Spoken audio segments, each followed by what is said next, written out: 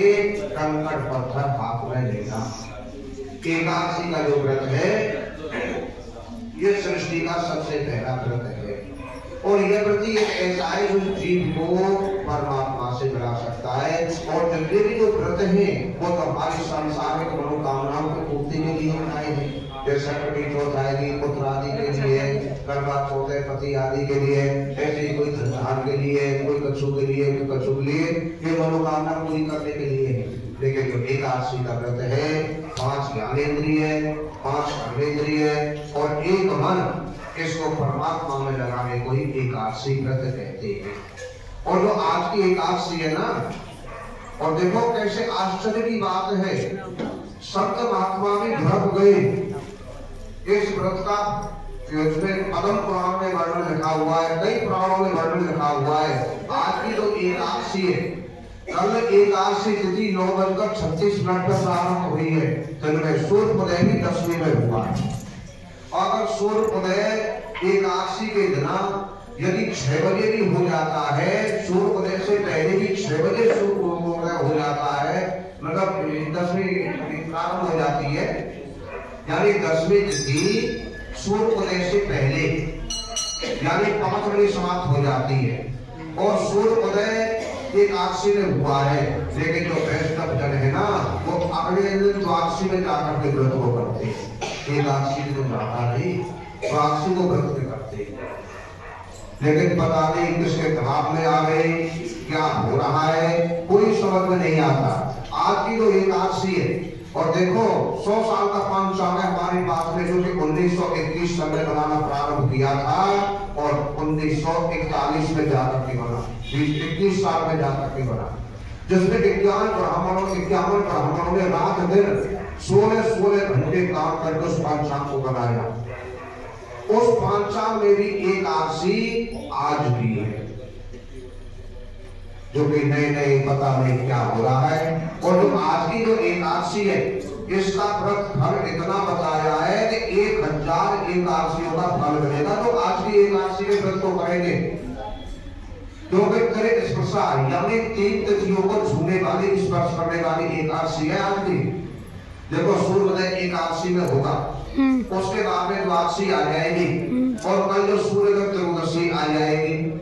तो 3 तिथियों को स्पर्श करने से इसको बोलते त्रय स्पर्शा एकादशी।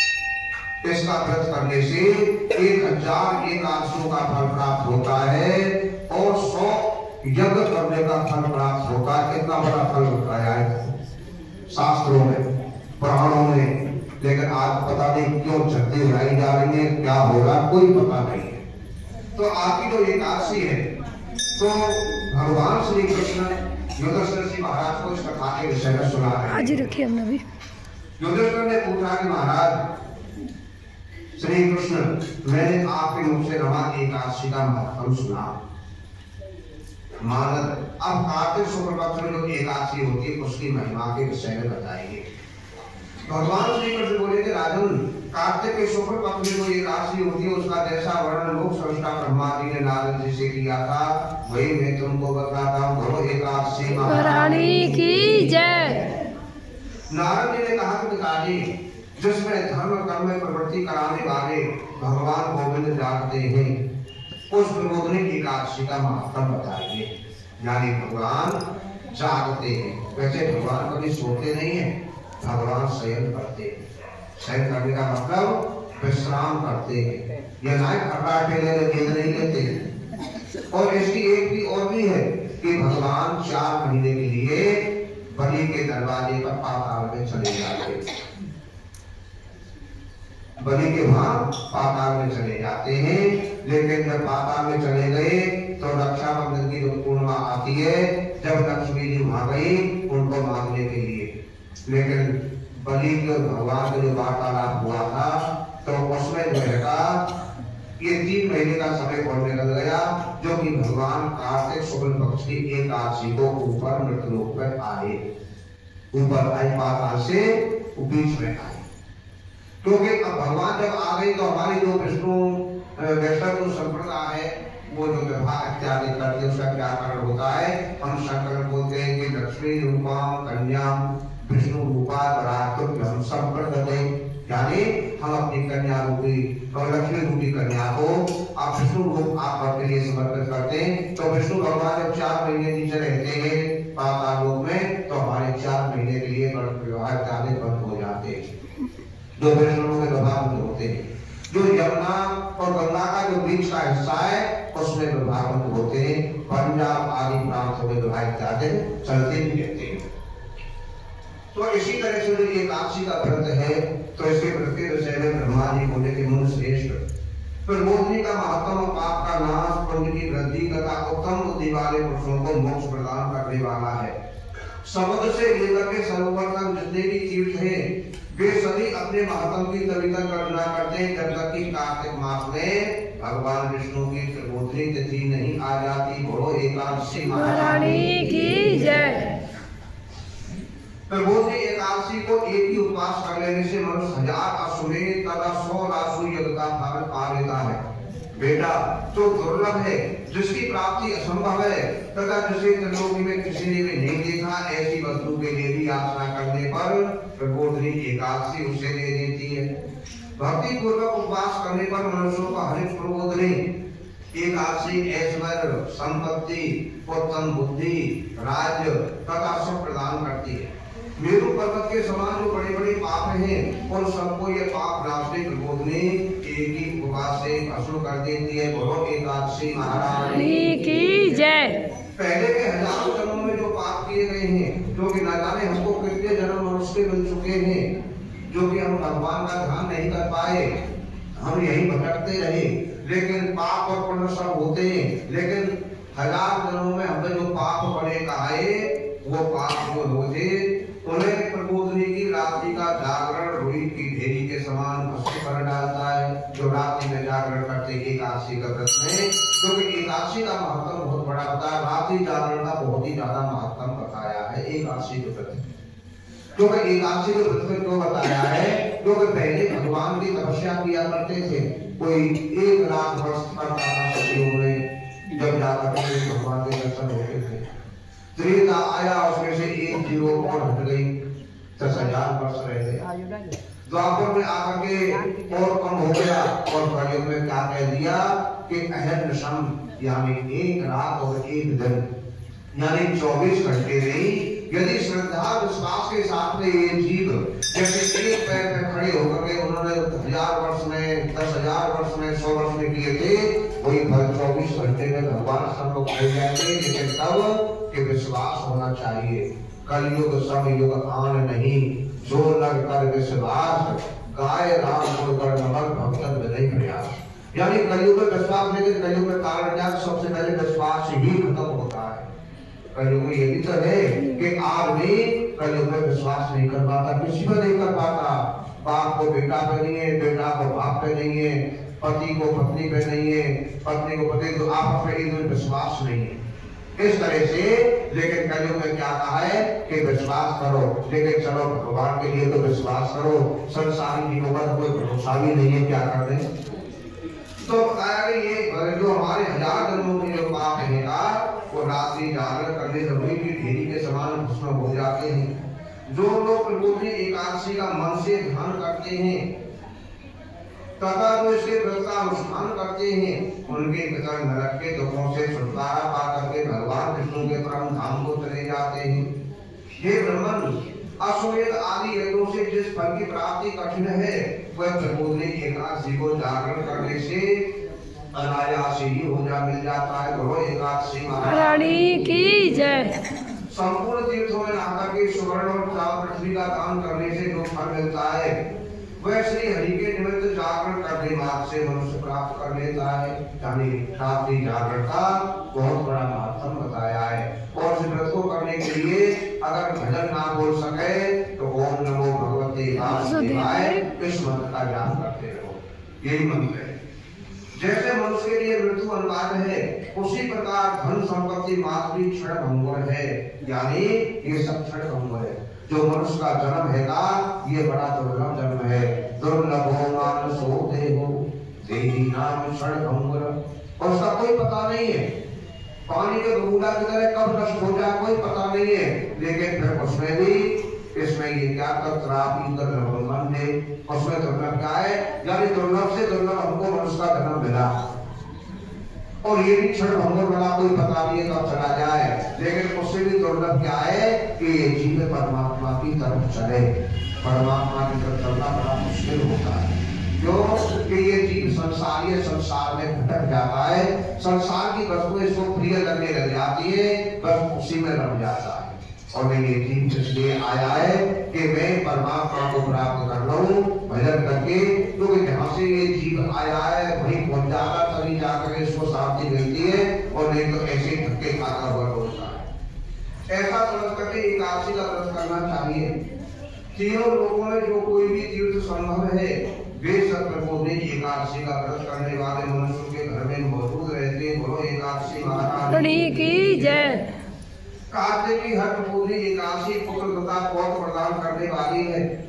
जो प्रबोधि को उपासना करता है वह ज्ञानी है, वह योगी है, वही तपस्वी है, वही जितेंद्री है, तथा उसी को भोग और मोक्ष की प्राप्ति होती है। बोलो एकादशी महारानी की जय। तो एकादशी हमको संसार के बंधनों से छुड़ा करके परमात्मा से मिलाने वाली है। हमको यहाँ पर सब दिया है, भगवान ने हमको मनुष्य का जन्म दिया है, और धन को हमने कमाया है, लेकिन ये शरीर भी नाशवान है और ये धन भी नाशवान है। लेकिन बुद्धिमान कौन है? जो नाशवान धन से, नाशवान शरीर के द्वारा, नाशवान धन से, जो दोनों नाशवान है, इनसे जो अनश्वर धर्म का संचय कर लेता है, यानी धर्म का कभी नाश नहीं होता। धर्मो रक्षति रक्षतः, धर्म एव हतो हन्ति धर्मो रक्षति रक्षतः। यदि हम धर्म की रक्षा करेंगे तो धर्म हमारी रक्षा करेगा, यदि हम धर्म को नष्ट करेंगे तो हम भी एक दिन नष्ट हो जाएंगे। तो बताया कि नाशवान शरीर और नाशवान धन से अनश्वर धर्म को संचित कर लेता है, वही बुद्धिमान कहा गया है। ब्रह्मा जी कहे बेटा नारद, प्रबोधि एकादशी को भगवान विष्णु के उद्देश्य से मानव जो स्नान दान जप और होम करता है वह सब अक्षय होता है। जिसका अक्षय वह क्षय होने वाला नहीं है। हर चीज क्षय हो जाती है, लेकिन ये क्षय होने वाला नहीं है। जो मनुष्य स्थिति को उपवास करके भगवान माता की भक्ति पूर्वक पूजा करते हैं, वे 100 जन्मों के पापों से छुटकारा पा जाते हैं। इस व्रत के द्वारा देवेश्वर जनार्दन को संतुष्ट करके मनुष्य संपूर्ण दिशाओं को अपने तेज से प्रकाशित करता हुआ श्री हरि के वैकुंठ धाम को जाता है। बोलो एकादशी महारानी की जय। बोलो वैकुंठ नाथ की जय। प्रबोधि को पूजित होने पर भगवान गोविंद मनुष्यों के बचपन, जवानी, बुढ़ापे में किए हुए 100 जन्मों के पापों को, चाहे वे अधिक हों या कम हों, सबको धो डालते हैं। यानी बचपन के जो पाप हैं उन पापों को तो नहीं लगते, क्योंकि ऐसे ही मांडव ऋषि जब एक बार यमराज ने मांडव ऋषि को साफ कर दिया था, तो मांडव ऋषि को सूली मिली थी, लेकिन वो इतने तबधारी चोरी के मतलब उसमें फंस गए कि चोर वहां गए, उनके पास में कोई सामान रखते चोर, लेकिन जो राजा के सिपाही गए वो ये चोरों का सरदार है, और देखो ये मारे से पास में लाए तो सबको पकड़ लाए। राजा बोला इसको सूली पर चढ़ा दो, तो सूली पे चढ़ाया, तो सूली की नोक पर में आलती पालती मार करके ऐसे ही बैठे रहे जैसे कि तपस्या में लीन हो। 3 बार सूली पर चढ़ा गया, 3 बार वही हाल हुआ। राजा चरणों में पड़ा, महाराज मेरे से बड़ी भूल हुई, मेरे गलती के लिए क्षमा करो, मैं आपको पहचान नहीं पाया। लेकिन मांडव ऋषि बोले तुम्हारा कोई कसूर नहीं है राजन। तो वो सीधे यमलोक में गई, और यमलोक में जाकर के यमराज से भिड़ गई। वहां जाकर के बोलते बोले ये जो सूली मुझे मिली है ये क्यों मिली है, इसका मुझे बताओ।